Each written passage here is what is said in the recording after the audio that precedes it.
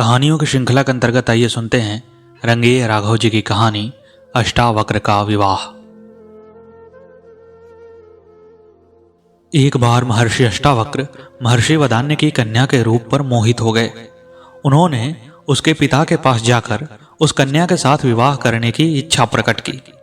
तब महर्षि वदान्य ने मुस्कुराते हुए अष्टावक्र से कहा, पुत्र, मैं अवश्य तुम्हारी इच्छा पूरी करूंगा और तुम्हारे साथ ही अपनी कन्या का पाणी ग्रहण करूंगा, लेकिन इसके लिए तुम्हें मेरी एक आज्ञा माननी पड़ेगी।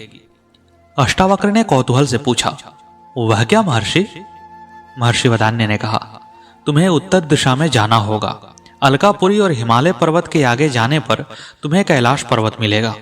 वहां महादेव जी अनेक सिद्ध चारण भूत पिशाच गणों के साथ विचरण करते हैं। उस स्थान के पूर्व और उत्तर की ओर 6 ऋतुएं, काल रात्रि, देवता और मनुष्य आदि महादेव जी की उपासना किया करते हैं। उस स्थान को लांघने के बाद तुम्हें मेघ के समान एक नीला वन मिलेगा। उस स्थान पर एक वृद्धा तपस्विनी रहती है। तुम उसके दर्शन करके लौट आना। मैं उसी क्षण अपनी पुत्री का विवाह तुम्हारे साथ कर दूंगा। अष्टावक्र ने महर्षि वदान्य की बात स्वीकार कर ली और यात्रा के लिए चल पड़े। पहले तो वे हिमालय पर्वत पर पहुंचे और वहां धर्मदायिनी बाहुदा नदी के पवित्र जल में स्नान और देवताओं का तर्पण करके उसी पवित्र स्थान पर कुशासन बिछाकर विश्राम करने लगे। वहीं रात भर सुखपूर्वक सोए। वहीं प्रातःकाल अग्नि प्रज्वलित करके उन्होंने यज्ञ किया।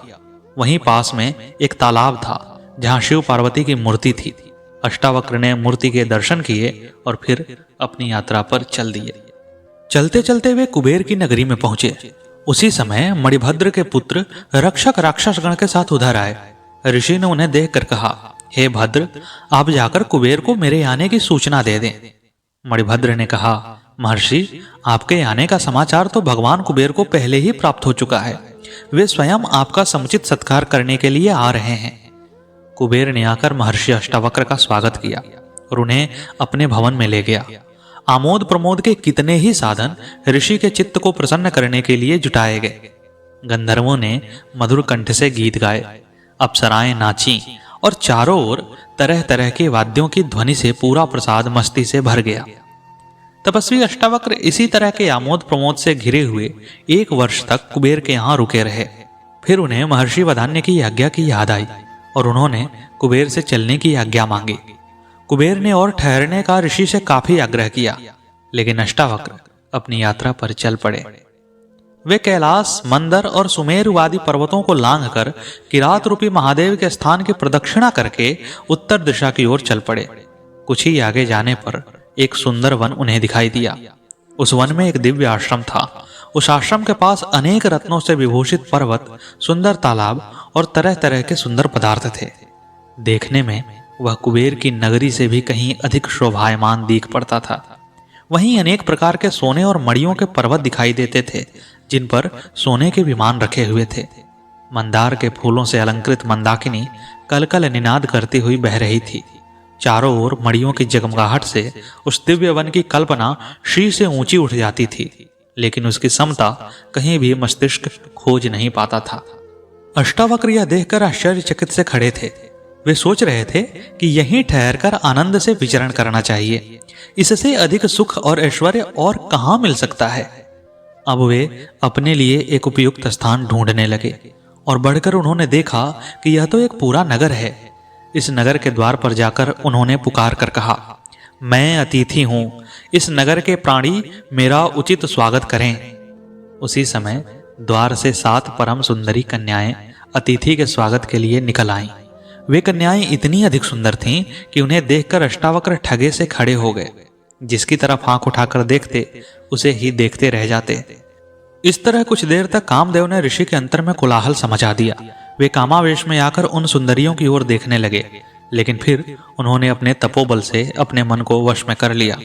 उन सुंदरियों ने कहा, आइए भगवान, पधारिए, हम आपका स्वागत करती हैं। महर्षि एक भव्य प्रसाद के अंदर चले गए।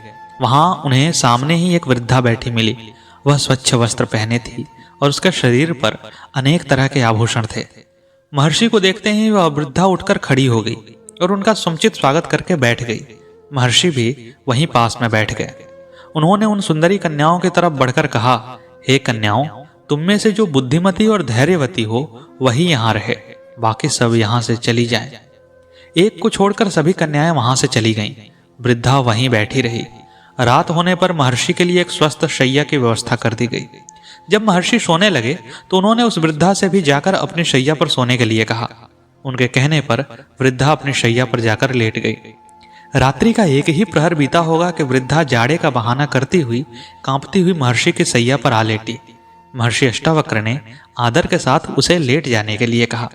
थोड़ी देर के बाद ही वृद्धा कामातुर होकर अष्टावक्र के शरीर का आलिंगन करने लगी।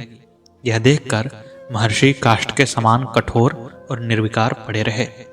अष्टावक्र को इस तरह अविचलित देखकर वृद्धा ने कहा, हे भगवान, पुरुष के शरीर का स्पर्श करने मात्र से ही स्त्री के अंग अंग में कामोद्दीपन हो उठता है। स्त्री उस समय किसी तरह अपने मन को अपने वश में नहीं रख सकती, यही उसका स्वभाव है। इसलिए अपने शरीर के स्पर्श के कारण मैं काम पीड़ा में जल रही हूं। अब आप मेरे साथ रमण करके मेरी इच्छा को पूर्ण कीजिए। हे ऋषि, मैं जीवन भर आपकी कृतज्ञ रहूंगी। यही आपकी तपस्या का अभिष्ट फल है। मेरी यह सारी संपत्ति आपकी ही है। आप यहीं मेरे पास रहिए। देखिए, हम यहाँ लौकिक और अलौकिक अनेक प्रकार के सुख भोगते हुए रहेंगे। हे नाथ, अब इस तरह मेरा तिरस्कार न कीजिए, क्योंकि इससे मेरी आत्मा को बड़ा कष्ट पहुंचेगा। पुरुष संसर्ग से बढ़कर स्त्रियों के लिए श्रेष्ठ सुख नहीं है। काम से पीड़ित होकर स्त्रियां स्वेच्छाचारिणी हो जाती हैं। उस समय तपी हुई बालू पर या कठोर शीत में विचरण करने में भी उनको तनिक भी कष्ट नहीं होता। आप किसी भी तरह मेरी तृप्त कामना को तृप्त कीजिए। वृद्धा की प्रार्थना सुनकर अष्टावक्र बोले, हे देवी, मैं एक तपस्वी हूँ और बचपन से अभी तक पूर्ण रूप से ब्रह्मचारी रहा हूँ। किसी भी स्त्री का शरीर मैंने स्पर्श नहीं किया। धर्मशास्त्र में व्यभिचार की बड़ी निंदा की गई है, इसलिए किसी तरह का पाप करते हुए डरता हूँ। मेरा उद्देश्य तो विधि पूर्वक विवाह करके पुत्र उत्पन्न करना है और इसी हेतु मैं अपनी स्त्री के साथ संभोग करूंगा। इसके अतिरिक्त पराई स्त्री से विषय भोग करना पाप है। हे शुभे, तुम उसकी ओर मुझे प्रवृत्त न करो। यह सुनकर वृद्धा ने कहा, हे महर्षि, यह तो आप जानते ही हैं कि स्त्रियां स्वभाव से ही कामातुर होती हैं। उनको पुरुष का संसर्ग देवताओं की आराधना से भी कहीं अधिक प्रिय और सुखकर होता है। तुम पतिव्रता की बातें करते हो, तो हे स्वामी, सच तो यह है कि हजारों स्त्रियों में कहीं एक पतिव्रता स्त्री दिखाई पड़ती है और सती तो लाखों में एक होती है। जब स्त्रियों का कामोन्माद चढ़ जाता है तो वे इसके सामने पिता, माता, भाई, पति, पुत्र आदि किसी की भी परवाह नहीं करती हैं और अपनी काम वासना की तृप्ति के उपाय सोचा करती हैं। यहाँ तक कि कुछ भी करके वे अपनी इच्छा पूरी करके ही मानती हैं। हे भगवान, काम के वश होकर ही स्त्री उल्टा हो जाती है। वृद्धा की बात सुनकर अष्टावक्र मन ही मन घबरा रहे थे, लेकिन फिर भी अपने को दृढ़ रखकर उन्होंने अविचलित भाव से उत्तर दिया, हे देवी, मनुष्य जिस विषय का स्वाद जानता है उसी के लिए ही उसकी तीव्र इच्छा होती है। मैं तो विषय भोग जानता ही नहीं, फिर मैं किसी भी हालत में तुम्हारी इच्छा पूरी नहीं कर सकता। इसके अतिरिक्त जो भी आज्ञा हो मैं करने के लिए तैयार हूं। वृद्धा ने कहा, यह न कहे नाथ, आप यहाँ कुछ दिन ठहरिए, तब अपने आप ही आपको संभोग सुख का स्वाद मिल जाएगा। तब मैं और आप पूर्ण सुख के साथ रहा करेंगे। इस पर अष्टावक्र ने कहा, हे देवी, जब तक तुम कहोगी तब तक मैं यहाँ ठहर जाऊंगा, लेकिन मैं नहीं जानता कि किस तरह तुम्हारे काम आ पाऊंगा। यह कहने के पश्चात महर्षि अष्टावक्र उस वृद्धा के अंगों पर दृष्टि डालने लगे। वृद्धा भी कामातुर होकर आलिंगन के लिए उद्यत हुई, लेकिन किसी भी अंग को देखने से महर्षि अष्टावक्र के हृदय में कामासक्ति जागृत नहीं हुई। वे सोचने लगे, यह वृद्धा इस तरह काम से पीड़ित क्यों है। तभी उनके हृदय में संशय जागा कि हो सकता है कि यह कुछ समय पूर्व इस प्रासाद की अधिष्ठात्री देवी कोई युवती हो और किसी शाप के कारण इस तरह कुरूप वृद्धा हो गई हो। यह संशय पैदा होते ही उन्होंने उसकी कुरूपता और वृद्धावस्था का कारण पूछना चाहा, लेकिन सीधे ही वृद्धा से प्रश्न करने की उनकी हिम्मत नहीं पड़ी। एक दिन बीत गया। संध्या होने पर वृद्धा ने आकर कहा, हे महर्षि, वह देखिए सूर्य अस्त हो रहा है, अब आपकी क्या आज्ञा है। अष्टावक्र ने कहा, हे शुभे, जाओ स्नान करने के लिए जल ले आओ। स्नान करके मैं संध्या वंदन करूंगा। वृद्धा जाकर जल ले आई और उसके साथ सुगंधित तेल और वस्त्र भी लेती आई। महर्षि से आज्ञा लेकर वह उनके शरीर में तेल मर्दन करने लगी और फिर अपने हाथों से ही उनके शरीर को मलकर उसको स्नान कराने लगी। महर्षि बड़े आनंद से स्नान करते रहे। स्नान करते करते सारी रात बीत गई। प्रातःकाल जब सूर्य की किरणें स्नानागार में आने लगी तो वे चौंक पड़े। इसे कोई माया समझकर वृद्धा से कहने लगे, शुभे, क्या भोर हो गई या यह किसी तरह का छल है? वृद्धा ने कहा, भगवान, वास्तव में भोर हो गई। देखिए, सूर्य भगवान प्राची में निकल आए हैं। महर्षि स्नान कर चुके। इसके बाद वृद्धा ने पूछा, हे भगवान, अब मैं क्या करूं? अष्टावक्र कुछ भी उत्तर नहीं दे पाए और चिंतामग्न होकर सोचने लगे। इसी बीच उत्तर की प्रतीक्षा न करती हुई वृद्धा उठी और अंदर से एक थाल में सजाकर स्वादिष्ट भोजन ले आई। महर्षि भोजन करने लगे। फिर भोजन करते करते उन्हें पूरा दिन बीत गया। रात्रि आई। वृद्धा ने अलग अलग पलंग बिछवा दिए। महर्षि जाकर अपने पलंग पर लेट गए और कुछ देर बाद उनको नींद आ गई। आधी रात्रि के समय वृद्धा फिर संभोग की इच्छा रखती हुई उनके पलंग पर आ गई। महर्षि सहसा जागकर कहने लगे, हे देवी, तुम व्यर्थ प्रयत्न न करो, पर स्त्री के साथ संभोग के लिए मेरा हृदय गवाही नहीं देता। यह कार्य मुझे धर्म विरुद्ध लगता है, इसलिए इसे त्याज्य समझकर मैं इसमें कदापि प्रवृत्त नहीं होऊंगा। इस पर वृद्धा कहने लगी, हे भगवान, आपकी शंका निर्मूल है। मैं स्वाधीन स्त्री हूँ। माता, पिता या पति किसी का भी मेरे ऊपर अधिकार नहीं है। मेरे साथ सहवास करने से आपको पर स्त्री गमन का दोष क्यों लगेगा? अष्टावक्र वृद्धा के तर्क के सामने परास्त होने लगे। तब सहसा उन्हें याद आया और उन्होंने पूर्ण दृढ़ता के साथ कहा, हे देवी, तुम्हारा यह कहना कि तुम स्वाधीन हो निराधार है। प्रजापति ने कहा है कि स्त्री जाति कभी स्वाधीन नहीं हो सकती। वृद्धा ने कौतूहलवश पूछा, क्यों? अष्टावक्र ने कहा, हे शुभे, प्रजापति ने कहा है कि लोक में कोई भी स्त्री स्वाधीन नहीं है।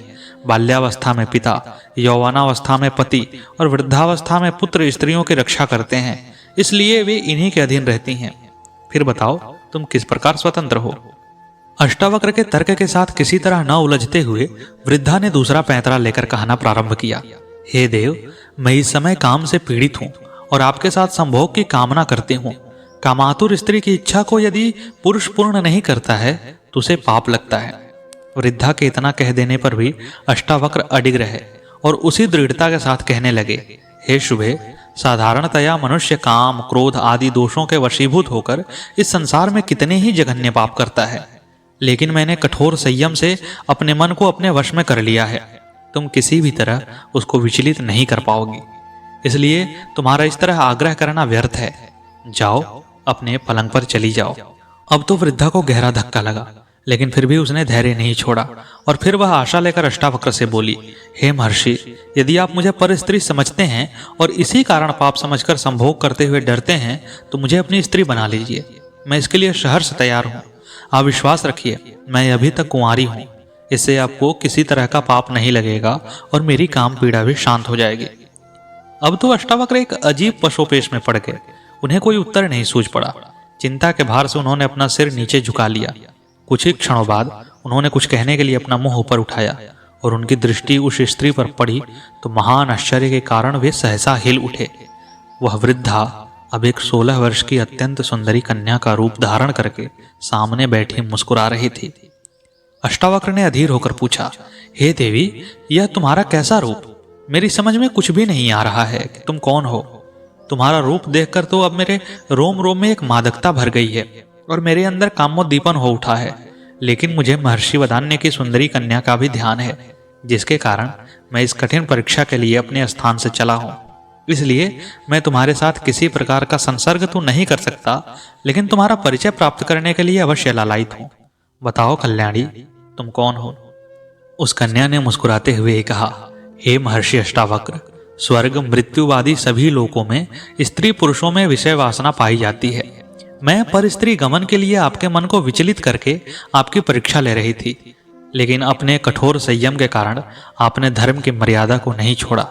इसलिए मेरा विश्वास है कि जीवन में आप कभी किसी प्रकार का कष्ट नहीं भोगेंगे। मैं उत्तर दिशा हूँ।